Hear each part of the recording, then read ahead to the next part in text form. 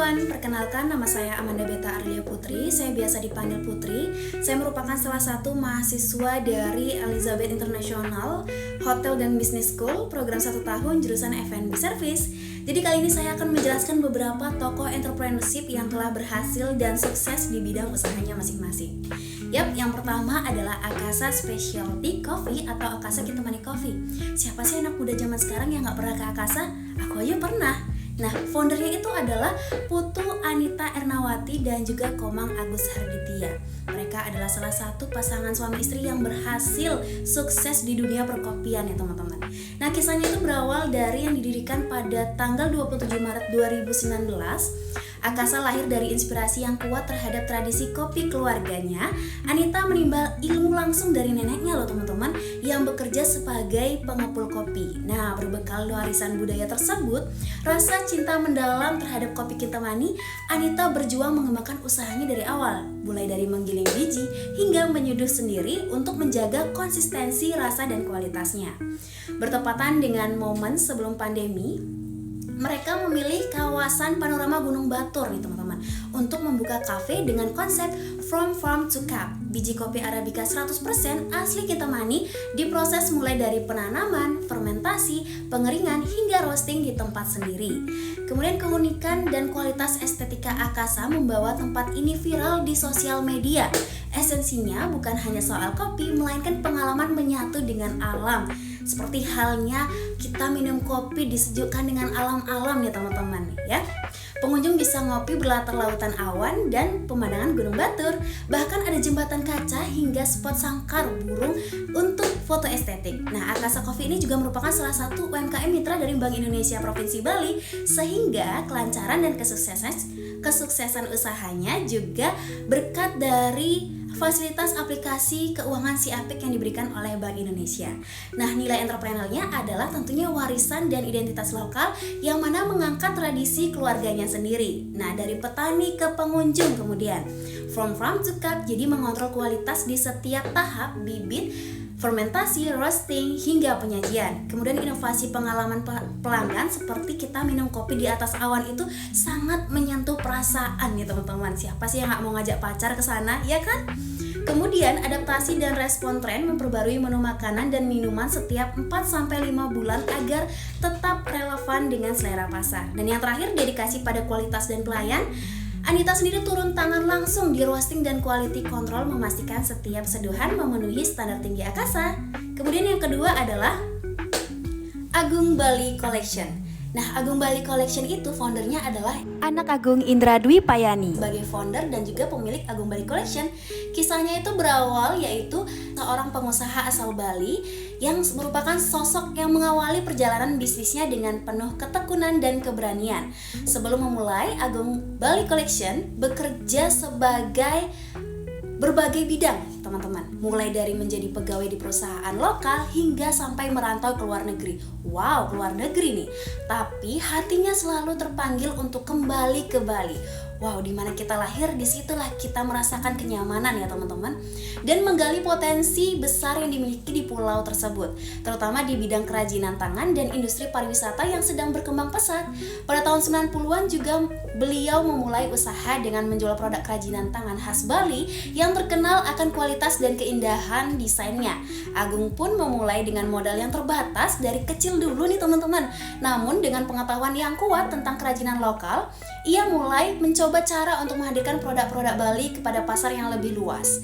Agung Bali Collection yang kini terkenal dengan koleksi perhiasan, batik, ukiran, hingga aksesoris khas Bali didirikan dengan tujuan untuk memperkenalkan dan melestarikan budaya Bali. Wow, keren banget sih ya. Dan tentunya kualitasnya sangat tinggi. Tapi perjalanan Agung juga tidak selalu mulus. Ia menghadapi berbagai tantangan seperti persaingan yang ketat, fluktuasi pasar internasional, tapi kegigihannya dalam terus meningkatkan kualitas baru, mengedepankan prinsip fair trade dengan pengrajin lokal, serta memanfaatkan kekayaan budaya Bali sebagai daya tarik utama produk-produknya. Nah, membawa Agung Bali Collection meraih kesuksesan sampai saat ini. Kini pelanggan setia hanya ada di Agung Bali Collection nih, mengenai dengan produk-produknya yang berkaitan dengan kerajinan produk yang berasal dari Bali tentunya ya. Agung Bali Collection ini juga merupakan salah satu UMKM binaan Bank Indonesia Provinsi Bali juga yang disukseskan dengan aplikasi pencatatan keuangan si Apiknya. Wow, keren banget ya. Bahkan Agung Bali Collection ini juga menjadi top UMKM Bank Indonesia dari berbagai UMKM binaan dan mitranya. Kemudian ada pun nilai entrepreneurial yang ada pada sosok Bli Agung ceritanya ya. Yang pertama, keberanian mengambil resiko. Nah, Agung tidak takut untuk meninggalkan pekerjaan tetap dan memulai usahanya sendiri. Kemudian inovasi dan kreasi. Meskipun Bali dikenal dengan kerajinan tangan yang sudah ada, tapi Bli Agung juga menghadirkan inovasi-inovasi baru dengan desain dengan kualitas yang luar biasa tentunya ya. Kemudian 3, ada kolaborasi dengan pengrajin lokal. Salah satu nilai utama yang ditanamkan oleh Agung adalah pentingnya bekerja sama dengan pengrajin lokal Bali, memberdayakan mereka dan memastikan bahwa proses produksinya adil seperti itu. Kemudian nih, penciptaan brand dengan cita rasa lokal ya. Agung sangat mengutamakan budaya Bali dalam setiap produknya, mulai dari perhiasan, tekstil hingga ukirannya. Kemudian kualitas yang tak terkompromikan. Wow, Agung selalu memastikan bahwa produk yang dihasilkan memenuhi standar kualitas tinggi dari bahan baku hingga proses akhirnya. Pantesan ya, bahkan gak hanya di Indonesia aja Agung Bali Collection ini menyebarluaskan kerajinan Bali, tapi juga sampai ke mancanegara, ekspor kemana-mana. Dan yang terakhir juga ada visi yang jelas dan berkelanjutan dari Agung, yang mana memandang bisnis bukan hanya sebagai alat untuk memperoleh keuntungan, tapi juga dengan melestarikan budaya Bali. Wow, keren sekali. Kemudian yang terakhir itu adalah Gojek. Siapa sih yang nggak tahu Gojek? Foundernya adalah Nadiem Anwar Makarim, yang mana kisahnya itu adalah Gojek adalah salah satu startup yang paling dikenal di Indonesia dan dunia, dibangun oleh Nadiem Makarim pada tahun 2010. Gojek bukan hanya sebuah perusahaan transportasi, tetapi juga sebuah fenomena yang mengubah cara orang berinteraksi dengan layanan sehari-hari. Nadiem Makarim yang sebelumnya bekerja sebagai konsultan di McKinsey dan juga sempat menjadi bagian dari Zalora, memiliki visi untuk mengatasi masalah transportasi di Jakarta khususnya teman-teman, yang terkenal dengan kemacetan, keramaian yang ada di Jakarta dan kurangnya aksesibilitas transportasi umum. Nah, ide awal Gojek muncul ketika Nadiem melihat betapa sulitnya masyarakat untuk mencari ojek di tengah kemacetan kota besar. Inspirasi datang dari pengalaman pribadi di mana dia sering melihat banyak pengendara ojek yang bisa bergerak lebih cepat daripada kendaraan pribadi. Nah, Nadiem memutuskan untuk membuat platform yang bisa menghubungkan pengendara ojek dengan orang yang membutuhkan transportasi. Dengan bantuan teknologi, Gojek pun lahir dengan konsep ride hailing. Dan seiring berjalannya waktu nih, berkembangnya menjadi layanan berbasis aplikasi yang melayani berbagai sektor, mulai dari transportasi, pengantaran makanan, belanja, hingga pembayaran digital. Nah, nilai entrepreneurialnya itu adalah disruptive innovation, merujuk pada inovasi yang tidak hanya meningkatkan produk atau layanan yang sudah ada, tetapi juga menciptakan perubahan besar yang meruntuhkan sistem yang sudah mapan dan menggantinya dengan model baru. Kemudian keberaniannya seorang Nadiem mengubah sistem lama menjadi sistem baru dan adaptasi teknologi dengan kebutuhan lokal, yang mana memahami dinamika lokal Jakarta dan banyak kota besar di Indonesia dikenal dengan kemacetan yang luar biasa ya.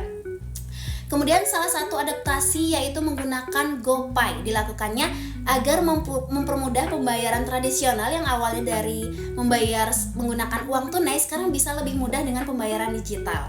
Nah, layanan untuk berbagai lapisan masyarakat yang mana Gojek tidak hanya berfokus pada masyarakat kota besar yang tech savvy saja, tetapi juga menyesuaikan dengan kebutuhan masyarakat di daerah-daerah yang lebih terpinggirkan. Nah, Gojek memperkenalkan layanan yang lebih inklusif, memberi peluang bagi pengemudi ojek dari berbagai kalangan untuk mengakses pasar digital, sekaligus menjangkau konsumen yang mungkin tidak dapat mengakses layanan transportasi yang lebih konvensional. Nah, itulah tadi beberapa tokoh entrepreneur yang telah berhasil dan sukses dalam bidang usahanya. Sekian dari penjelasan saya, sampai jumpa nanti. Bye-bye, terima kasih.